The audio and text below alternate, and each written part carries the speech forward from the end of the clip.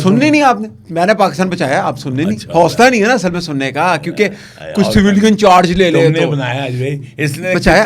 کتنے سومناتھ فتح کیے تم نے, دیکھا آ گئی نا پھر تیر میں آ گئی. او بھائی اچھا میری بات سنیں, آپ نے پاکستان, او بھائی بچانے والے بیٹھے ہیں آپ کے سامنے, اب بتاؤ نا کیسے بچایا. 2018 کے اندر جب آپ کا بنایا ہوا سامری جادوگر ملک کا وزیر اعظم بنا, ہم اس کے خلاف کھڑے ہوئے, ہمیں کہا گیا کہ عمران خان کے حق میں بات کرو پیسہ کماؤ گے, ہم نے اس کے خلاف بات کی, اپنے اوپر کیسز کروائے, اور اس کے اوپر خلاف بات کر کے پیسہ کمایا پیسہ. جھوٹ بولے گا جو کہے گا پیسہ نہیں کمایا پیسہ.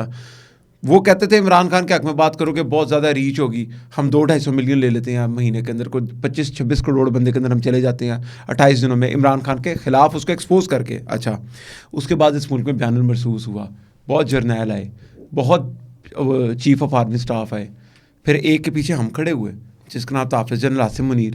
انڈیا سے جنگ آپ کو جتائی اس بندے نے, فیلڈ مارشل بنا, چیف آف ڈیفنس اسٹاف بنا. اس ٹائم پہ آپ بہادری سے کسی بھی ملک کی آنکھوں میں آنکھیں ڈال کے دیکھ سکتے ہیں, ہم پیچھے کھڑے ہوئے. اگر ہم نہ کھڑے ہوتے, ان راتوں کو نہ جاگتے, بیان المرصوص اس ٹائم پہ ہو رہا تھا, تو پھر تمہاری جو ہے نا, جس طرح مدورو کی بیوی اٹھا کے لے گئے نا,